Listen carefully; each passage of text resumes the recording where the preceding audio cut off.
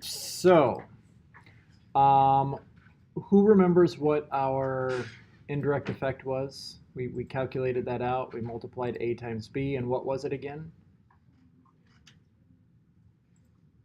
Minus 0.03 something or other. Basically minus 0.04, right? All right, let's run our model now, or our same analysis using process. So we're going to go analyze regression, and we are going to come down and select process version 3.3.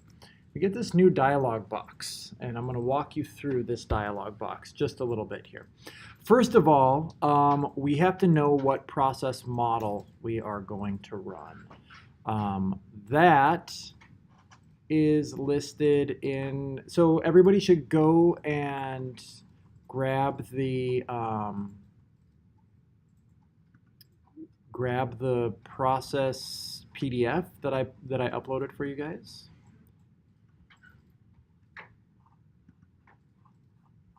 I think mine is in here. And so find the process PDF and open it. Download it to your computer there, and then open the PDF. Where is mine? Here it is.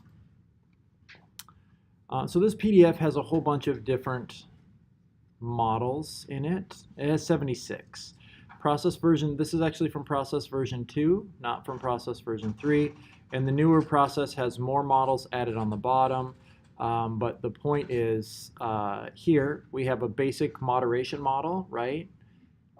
We have X and Y, and M is the volume knob. This is with a couple of different types of moderation. This is with three-way. This is a three-way interaction, right? And this is where mediation first starts. Model 4. This is important because you have to be able to plug this into process. So if we flip back over here, we know that we want to look at model 4. So go ahead and select model 4. Then come into number of bootstrap samples and select 0. This is going to give us the same basic thing that we would get if we just ran regression models. What is our Y variable? What's our dependent variable here? Problems, yep. And what is our X variable? PBS. And what is our M variable? Alcohol consumption. Now, if we want, we can list, we can put covariates in here. I'm not going to walk you guys through the various moderators. This you can use. I'm not even going to teach you guys how to use process to do interactions because I think that you're better off doing interactions on your own. It forces you to learn and understand interactions, but you can point and click here. And in fact, if you do that, this just tells you a little bit about Stephen Hayes and that this is process version 3.3. If you come in options here, you can get all kinds of cool stuff. It can calculate conditional values at plus and minus 1 standard deviation, which is what I've been teaching you guys, right? Or you can get it at the 16th, the 50th, and the 84th percentile. Anybody want to know why 16th, 50th, and 84th? Because those correspond roughly to what's that? A standard deviation, right? Like 34% on the from the mean is the first one standard deviation, right? And likewise on the other side. You can select the number of decimal places that you want. We'll stick with 4. You can select whether you are assuming heteroskedasticity or whether you want to use some sort of correction for heteroskedasticity. And you can also get Johnson and Neiman output, which are, what is the graph for Johnson and Neiman? What did I call it? It calculates something else. What does it calculate for interactions? Region of significance. Very good. Yep. Perfect. Okay. We're not going to worry about, well, let's click effect size for mediation model. And let's get standardized coefficients too. Also, if you want, it can actually center all of your, you don't even, it will form all of your interactions for you if you want, and it will center those interactions for you in here, and you don't have to do any of that yourself either. Yes, process can make this ridiculously simple, right? Which is precisely why I held off on process until now. All right. You can generate code for visualizing interactions. And so you can then make your graphs of your interactions completely in SPSS if you want. Again, I'm not going to show you guys how to do that. That's it for right now. Does everybody's look like this? We have model number 4, 95% confidence intervals, 0 bootstrap samples. I have a question. Shoot. Not necessarily related to this, but the moderator variable W and Z, is W the one that moderates the IV mediator relationship, and Z? It is based on these models. So if we flip to this one here, you'll see that there is where he has W in this. And if we go down a little bit further, come on, you.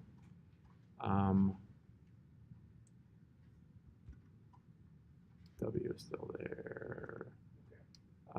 You just have to find it in the models, to be honest. And it's when there is a W and a Z, when there are 2 moderators.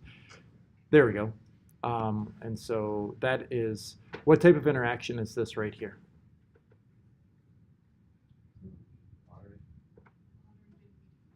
The model is called moderated mediation. In your model, just looking at this, what level of interaction is that? Three-way interaction, right? This is X times Z times W. Yep, that is a 3-way interaction. Technically, you can do 4-way, 5-way, 6-way interactions. They start to lose meaning. Process only goes up to 3, but if you know how to make your own interactions, which you guys do now, then you can enter in as many as you really, as many as your heart desires. Oftentimes, anything beyond 3 is kind of theoretically ridiculous, but like I said, whatever your heart desires. All right, let's go back over to the analysis and go ahead and click OK. It's going to take a little bit. You can see mine is running down here, running define. And as long as there's no errors, then it will pop up with some sort of analysis. Now it says running matrix. And there we go. It starts by telling you, let's make this a little bit bigger.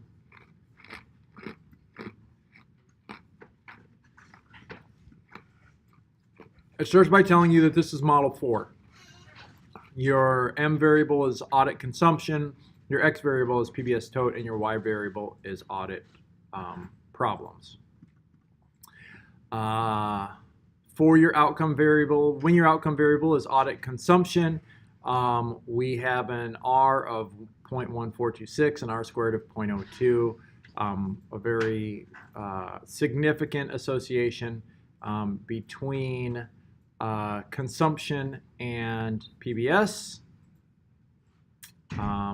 with the coefficient being minus 0.1031. And here's our standardized coefficient, minus 0.1426. And in this model right here, this standardized coefficient is equal to what?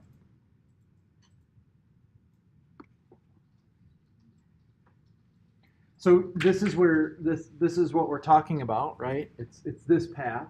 It's your A path.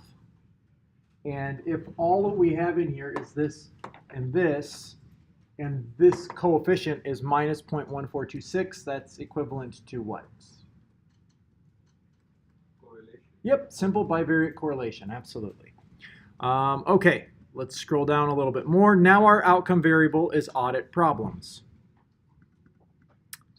R squared is 0.47, or I mean 0.229, R is 0.4795. And notice that it is jumping all the way to step 4 here. And this is because more recent research has suggested that there is no need for this path.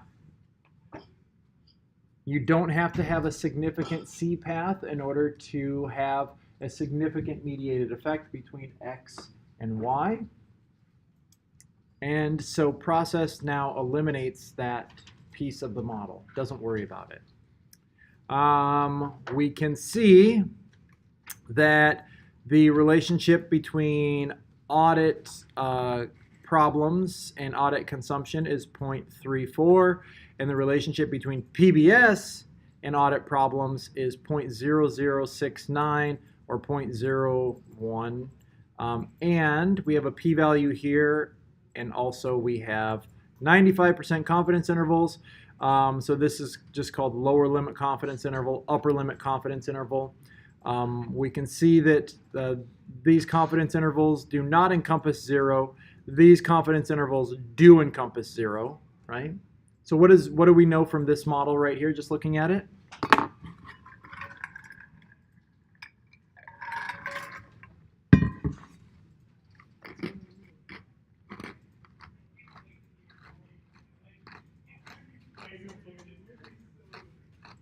I'm sorry.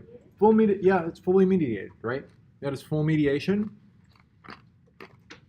We see that PBS predicts alcohol use predicts alcohol problems, and PBS does not predict problems. There are standardized coefficients. We don't have any type of test of T or P or anything with our standardized coefficients. Why is that? Why don't we get a p-value for our standardized coefficients?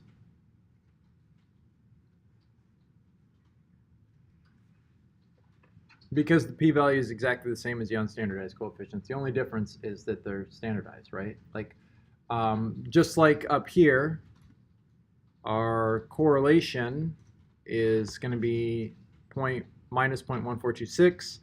And in fact, if you look here, the R, 0.1426, the p-value is right there, and that p-value is the same as this value right here.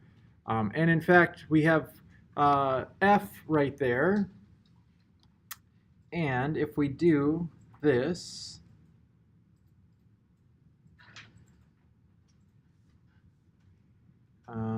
pulling up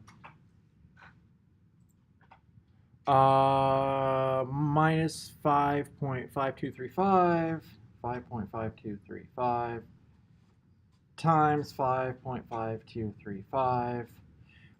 We get a value of 30.509. This is an important point. What does that mean? What does that tell us about the relationship between F and T?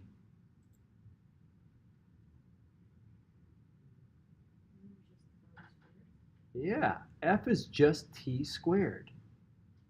You can never have a negative F value, right? If you think about an F table is shaped like, an F distribution is shaped like this, right? And so F is just T squared. And so we see that we have an F value right here of 3.5089, and that corresponds to a T value of minus 5.5235, and the P value of this. That means this correlation is the same as this correlation down here, right? Anyway, okay.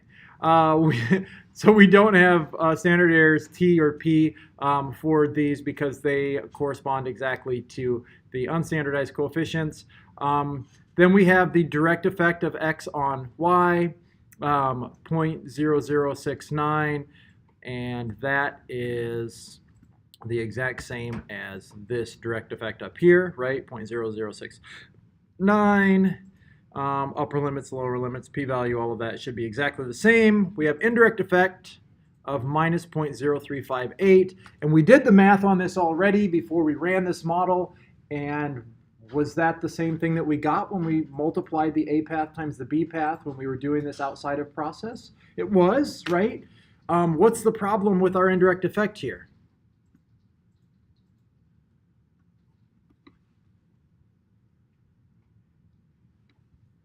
We have no idea if it's statistically significant or not, right?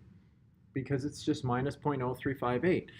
This, we could go back and calculate the pooled standard error and divide it by this value and get a z-score and go to a z-table, or you don't need a z-table to tell you if your value is higher or lower than 1.96. But anyway, we could do that. We're not going to do that. We are going to have process do this for us. And we're going to have process calculate the standard error based on bias-corrected bootstrapped samples. I had you do something before, and I'm going to go back and have you redo it now. So let's go back into process. Let's go analyze, regression, select process down here. And we're going to look at the exact same model, but this time we are going to do 5,000 bootstrap samples. We're going to save our bootstrapped estimates, and we can bootstrap inference for model coefficients too. Actually, let's not do that just yet. We'll come back to that. Okay, are we ready? Actually, let's not save those either. That might take forever if we run it that way. It will take a little bit of time, just FYI. You see that it's starting here, set print off, running define. It's going to run matrix. It's going to take it's going to take a little bit longer now because it's going to bootstrap these 5,000 samples.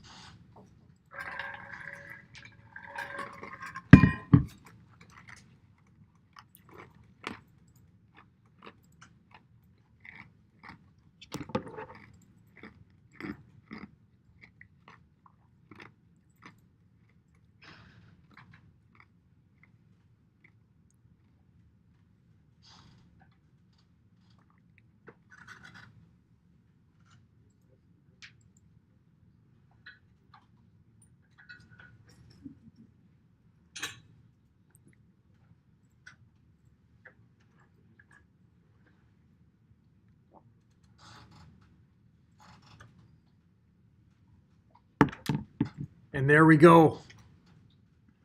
All of this stuff should be exactly the same as what we had before. We have 0.1426, and we know our correlation down here is going to be 0.1426. What should be different here? Anybody? Only one small change.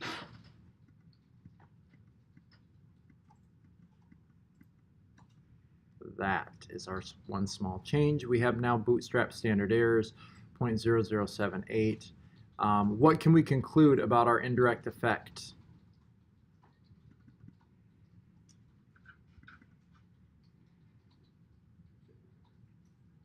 What's that? It is statistically significant, right? We have a statistically significant indirect effect between PBS and alcohol-related problems. So, somebody want to walk me through how you would describe this model in a paper, in an analysis?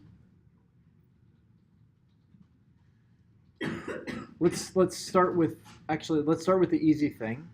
Whenever you have a mediation model, I'm gonna throw this out there. I would highly suggest, even if you run it in process and you don't run it in, does everybody have this? Are we all good? Yeah, okay. Even if you run your mediation model in process and you don't do the more conventional way to do this, or at least the more conventional way right now, is to actually do this in a path analysis or a structural equation model framework, right? This is still a regression framework. We're still doing all of this in regression. So if we do it all in regression, then we're talking about getting slope coefficients and R-squareds, and we're not talking about getting chi-squareds and CFI and RMSEA and the type of fit statistics that we normally get with a structural equation model. But we are testing basically a structural equation model, right? This here is a structural equation model. If you put this into a paper, you would draw this figure. Even if you use process, you would provide a figure like this, right? Because you're saying this is our basic theoretical model, and you would plug in those coefficients into your model, and you would describe it like this. Or at least you would depict it like this. How would you describe it?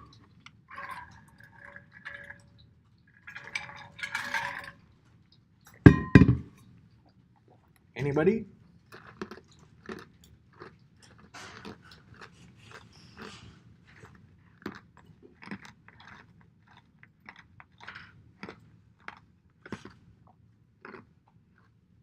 Nobody?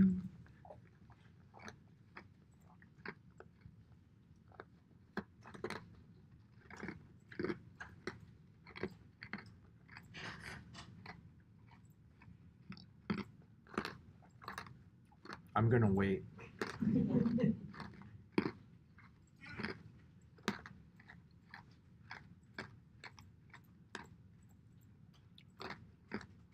Lavi? Is it Lavi, right? You told me the reminder is say Lavi. Lavi, how would you describe this?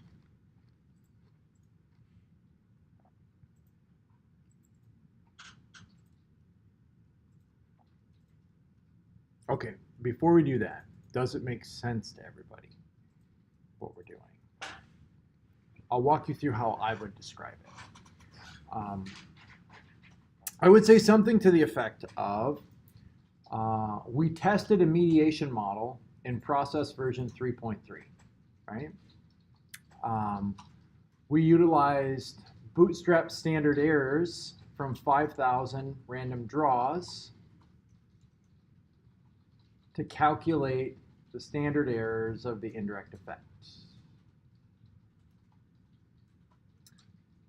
The outcome variable was specified as alcohol problems. The predictor variable was PBS, and the mediator was alcohol consumption. And then you might describe it thus: we expected that PBS would affect alcohol problems via reductions in alcohol consumption, right? And then you can go in and say, PBS was inversely associated with alcohol use, and this path was statistically significant. B equals minus 0.10 roughly, I think, right? P is less than 0.001, or P is less than 0.05, or whatever. There was a positive and robust association between alcohol consumption and alcohol problems. B equals 0.34, P is less than 0.05, right?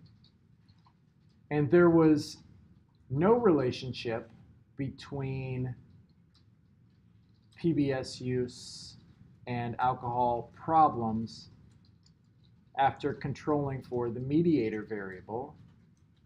B equals 0.01, P equals 0.80, or whatever it was, right?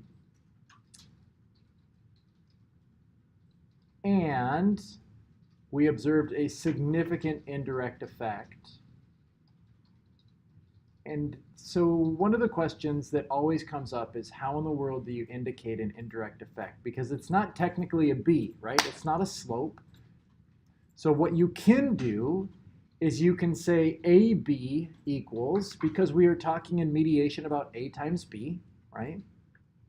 Or you can say IND equals, because we're talking about an indirect effect. You can also call it IE if you want, right? Or if you want, you can use any number of weird symbols. Oftentimes I will see something along the lines of this to indicate it, though sometimes people will use all kinds of weird stuff. Personally, I just put in all caps IND equals. That's my preference, but to each their own, and you will see it a number of ways, including B. And I'll be honest, it drives me crazy when people put B, but to each their own. It's not technically a slope, it's an indirect effect. And the indirect effect in this case does not come with a p-value, right? So you could, in this instance, what I would say is IND equals minus 0.035 SE, and you might put B down here, right? Because it's a bootstrapped or BS equals 0.1, oops, 0.0136, and then 95%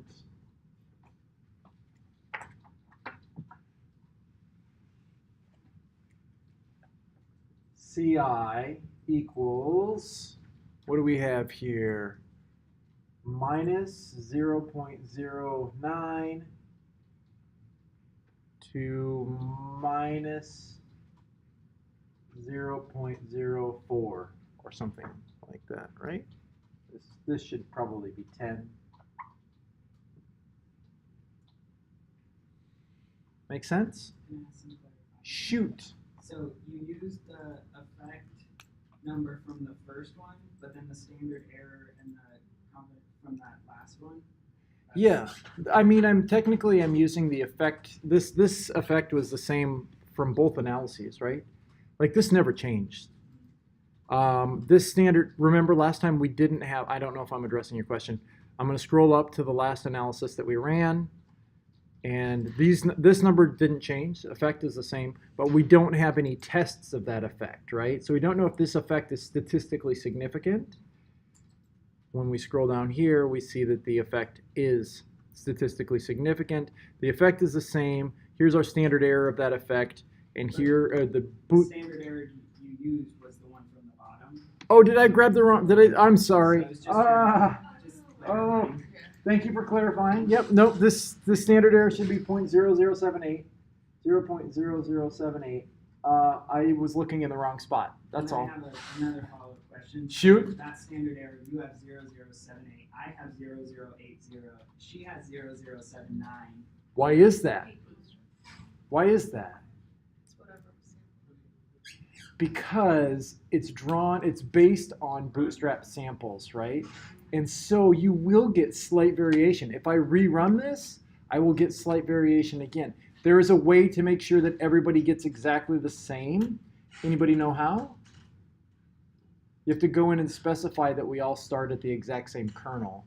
And since the kernel is often based on the time that your computer is set at, it uses your random time out to like several hundred milliseconds, or several hundred places of milliseconds to calculate the kernel that it just starts at.